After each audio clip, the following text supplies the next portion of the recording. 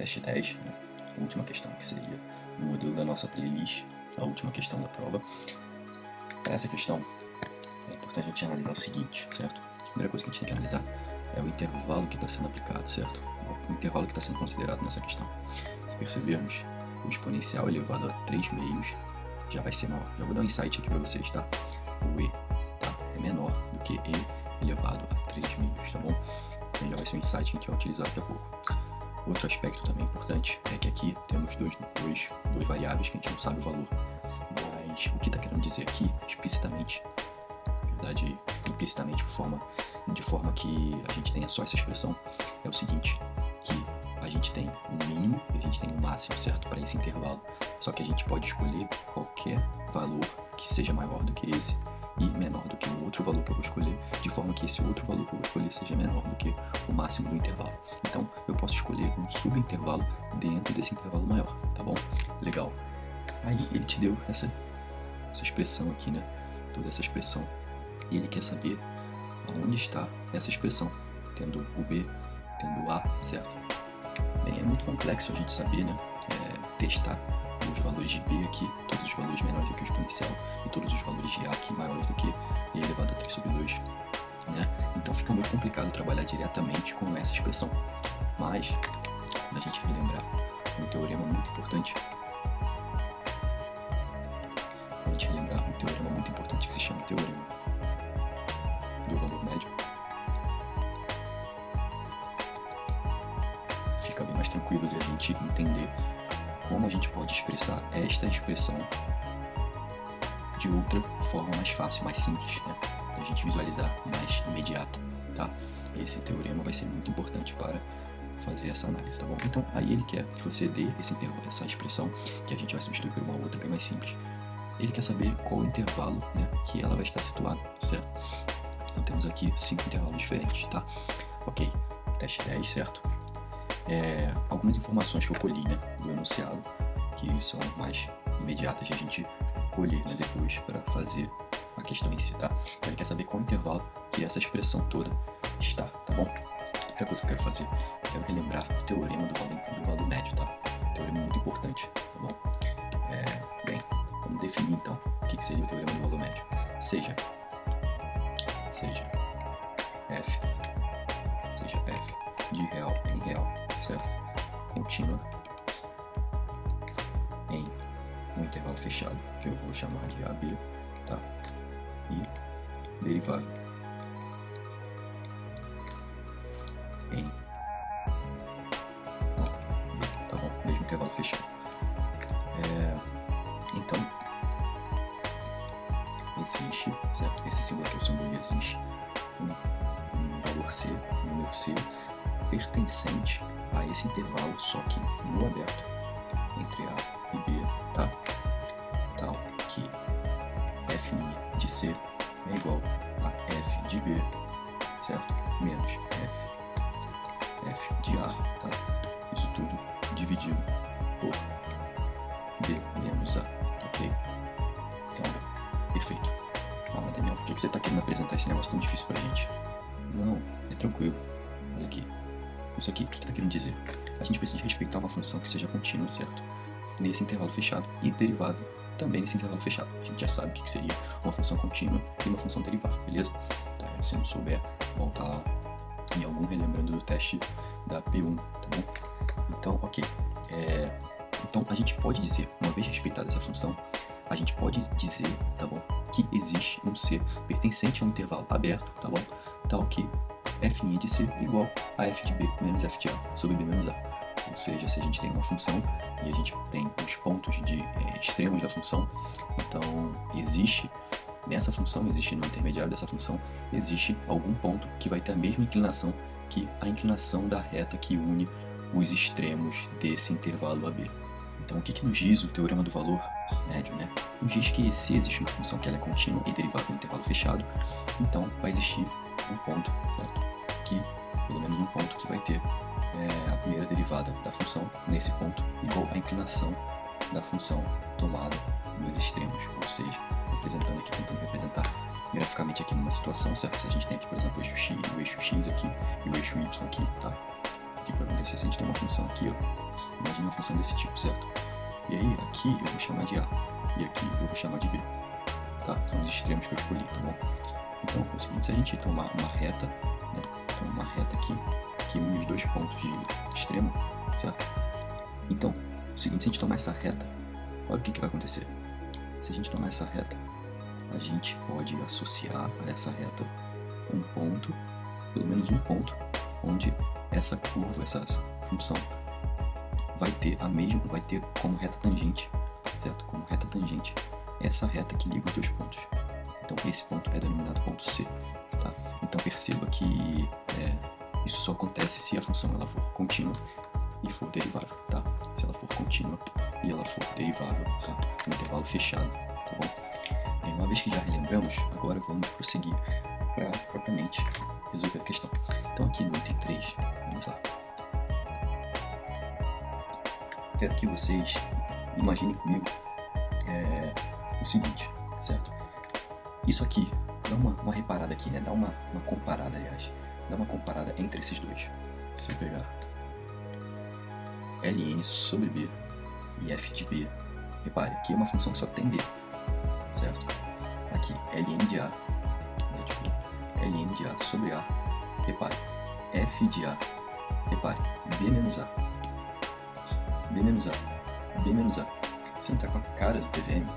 Sim, tá com cara de TVM. Então, qual a função que a gente pode imaginar sendo a função f que vai ter a mesma roupagem que essa expressão do enunciado? Qual a função que a gente escolheria, né? Imaginando então, imaginando uma função que satisfaz, no caso, essa função f, ela tem que satisfazer essas duas condições, tá bom? Nesse intervalo, tá? Vamos lá. Então, uma vez que precisamos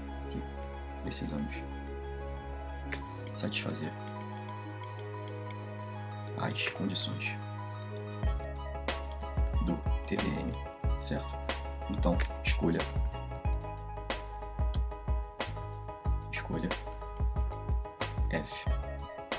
f de x igual a ln de x, certo? Porque está muito parecido sobre ln, sobre x, ok? Sabemos que f é contínuo e derivável para x maior do que zero. Perceba,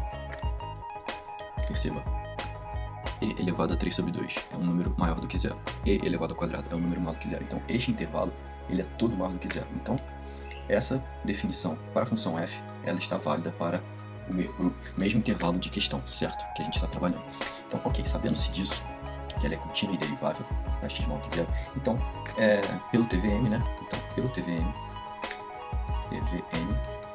implica que existe, certo? Um ponto C pertencente ao aberto de A em B. Eu vou utilizar o mesmo intervalo, né? Que eu vou até trabalhar com a mesma expressão, com as mesmas variáveis que ele utilizou aqui, como forma de me ajudar, né? Que é a partir desse intervalo, no caso dos extremos desse intervalo, que o TVM funciona. Então eu vou utilizar a mesma expressão, tá bom? Então aqui no caso também, vamos lá, vamos deixar melhor explicado, certo? Então o que acontece? Se é derivado para esse intervalo, então implica que f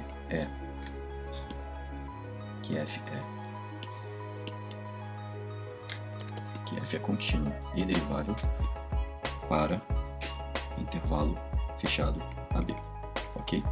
Beleza, então pelo TVM, agora sim, vamos lá. Então pelo TVM existe um ponto C pertencente a A e B, intervalo aberto a B, tal que f' de C é igual a f de B menos f de A, tá? Isso aqui tudo dividido sobre B menos A, perfeito? Tá, só que olha só, no momento que a gente faz isso, certo? A gente faz essa distribuição, olha que legal, a gente chega na expressão que a gente queria. Então, lembra que eu falei que eu queria substituir por uma expressão mais simples? Então vai ser exatamente isso que vai acontecer, o que vai implicar então que f' de C, certo? É igual a quem? É igual exatamente a essa expressão toda. Então eu vou chamar essa expressão, certo? Lá para baixo, tá? Então é igual a essa expressão, tá? Então é igual a essa expressão. Perfeito. Então eu não preciso mais trabalhar com essa expressão, basta que eu trabalhe apenas com esse valor, certo? Com essa porque aqui quando a gente aplica o C, isso tudo vira um valor, né? Então basta que eu trabalhe com esse f' de C, tá bom? Para que eu consiga saber qual o intervalo que essa função, que essa expressão, no caso, está localizada, tá bom? Bem, para isso, vamos fazer o seguinte, né? A gente sabe que C tem que pertencer ao intervalo aberto entre A e B, beleza? Só que é o seguinte, a função f, no caso, a gente chamou ela de ln de x sobre x, certo? Então, eu não tenho, assim, de imediato, né, como dizer da função f' de C, né? Por quê? Porque eu ainda não tenho a expressão. Então, eu teria que ter a expressão da f' de C para tentar imaginar se a f' de C ela estaria entre esses dois aqui. Então, repetindo, eu precisaria da f' de x, tá? f' de x para saber, tentar saber, né, pela expressão talvez, se a f' de C estaria entre f' de A e f' de B, tá bom? Tá, então vamos fazer o seguinte, vamos então achar o valor da derivada, tá? Então seria o quê? Seria o item 4, né? O item 4, então vamos lá, calculando f' de x, tá bom? Então, o que vai dar? F' de x, aqui a gente tem um quociente, né? Uma divisão aqui, né? Então, a gente tem que usar a regra do quociente, né? Para a derivada, certo? Como é que é? Então, deriva a primeira, repete a segunda, menos. Repete a primeira, deriva a segunda sobre o denominador quadrado. Então, esse f' vai ser igual ao quê? Vai ser igual a 1 sobre x vezes x menos ln de x. Isso tudo dividido por quem? Isso aí, outro x ao quadrado, tá? Então, isso vai ser igual ao quê? Vai ser igual a 1 menos ln de x, isso dividido por... Isso dividido por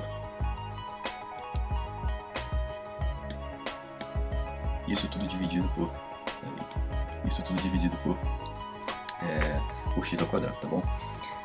Ok, certo. Então temos aqui a expressão para f' de x, ok? Para f' de x. É essa expressão que a gente encontrou, tá? Então é o seguinte,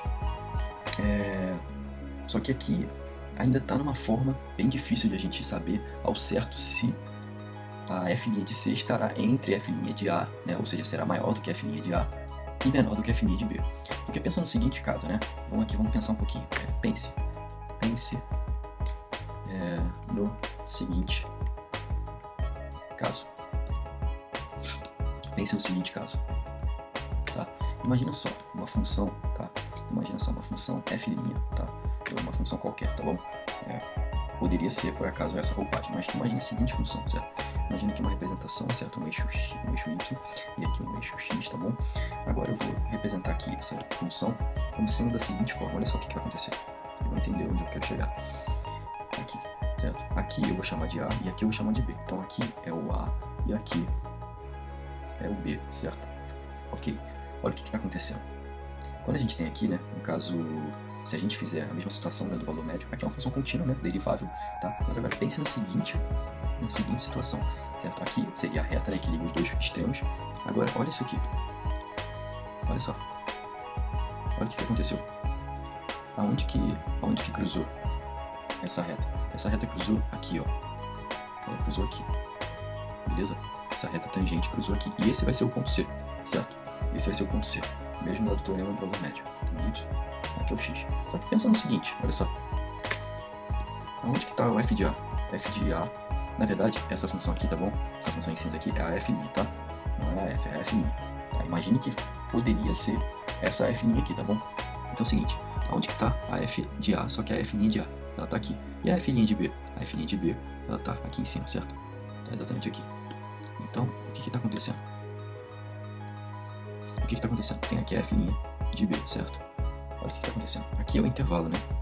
Entre A e B, certo? Aqui é o intervalo entre A e B, entre f' de A e f' de B, certo?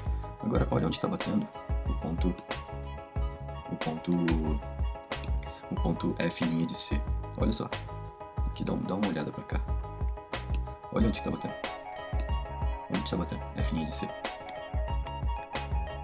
F' de C está batendo aqui em cima. Está batendo exatamente aqui. Agora pensa. F' de C é maior do que f' de B, que é maior do que f' de A. Isso nos faz concluir que f' de C não pertence ao intervalo aberto, certo? Porque ó, a gente quer dar uma olhada no intervalo aberto, né? Então não pertence ao intervalo aberto f' de b, certo? Desculpa, vou começar no menor. F' de a, f' de b, tá? Então perceba, não pertence. Olha, não é isso que a gente quer, né? A gente quer saber o intervalo no qual a f' de C pode pertencer, né? Porque a f' de C vai ser toda a expressão que a gente queria, né? Então se a gente souber aonde que vai cair a f' de C, o intervalo que ela cair, então a gente tem, no caso, a resposta da nossa questão. Só que se isso aqui acontecer, então a gente vai ter que ser mais detalhado, a gente vai ter que ser mais mais detalhista para encontrar exatamente qual o intervalo que ela vai pertencer. Então a gente teria que analisar um ponto aqui, onde seria o ponto de máximo aqui nesse intervalo, né? Então seria uma análise bem mais complexa, né? Que no caso não é o escopo da questão. Por quê? Vocês vão entender por que não vai ser. Olha o que vai acontecer. Vamos lá, pensar então como que a f' de C não poderia pertencer. Então vamos lá, vamos para o próximo item, né? O próximo item é o seguinte, é o V, tá? É o V. Então, eu quero que vocês observem o seguinte. Para f' de x igual a 0, implica, certo? Que x é igual a quem? Faça a f' de x igual a 0, certo? Isso aqui igual a 0. X igual ao quadrado não pode ser 0 nunca, porque está no denominador. Então só resta que o numerador seja 0. Para que o numerador seja 0, ln de x, ou seja, para que f' de x seja igual a 0, implica que ln de x é igual a 1, o que implica que x é igual a e, certo? Então, o que vai acontecer? Então, x é igual a e, tá? Só que preste atenção no seguinte, lembra que eu falei lá no início que o mínimo do intervalo é maior do que e? Então, perfeito, é agora que a gente vai utilizar. X igual a e, certo? Se x igual a e, sendo menor que e elevado a 3 sobre 2. Então, o ponto onde a f, o ponto crítico no caso, ele está longe do nosso intervalo de desejo, tá? Agora vamos dar uma olhada na seguinte derivada, olha só, segunda derivada de x. Por quê? Porque a gente sabe pelo teorema, em alguns relembrantes, a gente sabe pelo teorema que se f' é maior do que 0 com cavidade para cima, se é menor do que 0 com cavidade para baixo. Então, vamos lá. Vamos pegar aqui a f' e vamos derivar, beleza? Então, vamos fazer o seguinte, eu vou apagar aqui, tá? Eu vou apagar aqui, vou deixar uma linha e vou dar um copy aqui, tá? Então, vamos lá. Se a gente tem que f' é igual a isso aí, quanto que vai dar? f2'. Então, implica que f2' de x é igual, faça as contas, deriva esse, repete esse, menos deriva esse, repete esse, dividido por esse ao quadrado. Então, vai dar, no final de tudo, vai dar exatamente menos 3 mais 2 ln de x, isso aqui dividido por x ao cubo, tá? Então, temos que, da mesma forma, vamos analisar onde que seria o ponto onde f2' vai ser igual a 0. Perceba que falar que a f2' vai ser igual a 0 não implica ser ponto de inflexão, tá bom? É algo que não significa, né? É uma via de um lado que é uma implicação que não vale a recíproca, tá bom? Vamos lá, então, fazendo f2'. Então, né? Então, f2' de x igual a 0 implica, mesma forma, só o numerador que tem que ser 0. Então, x, automaticamente, x é igual a e elevado a 3 sobre 2. Opa, esse número aí parece que a gente já conhece, hein? Olha só quem tá aparecendo aqui. Isso aí. Então, se o x ele tem que ser e elevado a 3 sobre 2, certo? E é exatamente onde seria, onde a segunda derivada vai ficar igual a 0, tá? Vamos analisar o seguinte agora. Olha aqui, e elevado a 3 sobre 2, certo? 3 sobre 2 aí é 1,5. Agora pega e elevado a 2, certo? E coloca aqui, no lugar do x. E elevado a 2, 2 vem pra cá, isso vira 4. ln de e é 1. Então, menos 3 mais 4 dividido por um número positivo. Então, o numerador fica positivo. Então, perceba que, se x, ó, perceba que, se x é maior do que e elevado a 3 sobre 2, certo? A gente testou para e elevado a 2, né? Implica que, então é tudo português. Então, f2' de x é maior do que 0, correto? E o que isso implica pra gente? Se a primeira derivada de uma função ela é maior do que 0, então implica que essa função é crescente, é estritamente crescente. Então, ao analisar que a f2' é maior do que 0, isso vai automaticamente implicar que f' de x é estritamente crescente. E é exatamente com a f' que a gente quer trabalhar, né? Porque, lembra, a nossa expressão toda ela foi resumida simplesmente a f', né? De um número c, tá? Entre o intervalo. Então, perfeito. sabendo que a f' de x é estritamente crescente, sabe o que acontece? Quer dizer, é estritamente crescente, só que no intervalo, né? No intervalo e elevado a 3 sobre 2, né? Mais infinito, tá bom? Por quê? Porque a gente viu que se x é maior do que esse número, então tem que ser maior do que ele, tá? Da mesma forma, o que acontece? Da mesma forma é o seguinte. Imagine o seguinte, certo? Imagine o seguinte. A gente sabe que na nosso intervalo original da questão, o A e o B é um intervalo, subintervalo dentro desse intervalo aqui, certo? E a gente sabe que o intervalo da questão está a partir daqui e termina em algum lugar daqui, certo? Então o que eu vou fazer? Eu vou imaginar o seguinte. Se C é maior do que A, tá? Olha só. Então, se C é maior do que A, implica que f' de C... porque olha só, se ela é estritamente crescente, beleza? Isso aqui é uma propriedade de uma função crescente, tá bom? Se C é maior do que A, então implica que f' de C é maior do que f' de A, tá bom? Da mesma forma, né? E, da mesma forma, C menor do que A implica que... Desculpa. Porque o C ele tá entre A e B, né? Lembra? Entre A e B. C tá entre A e B. Então o C ele tem que ser menor do que B e maior do que A. Então, se o C ele é menor do que B, implica que f' de C é menor do que f' de B. Caramba, olha só, a gente já tá quase chegando onde a gente quer chegar. F' de B, tá?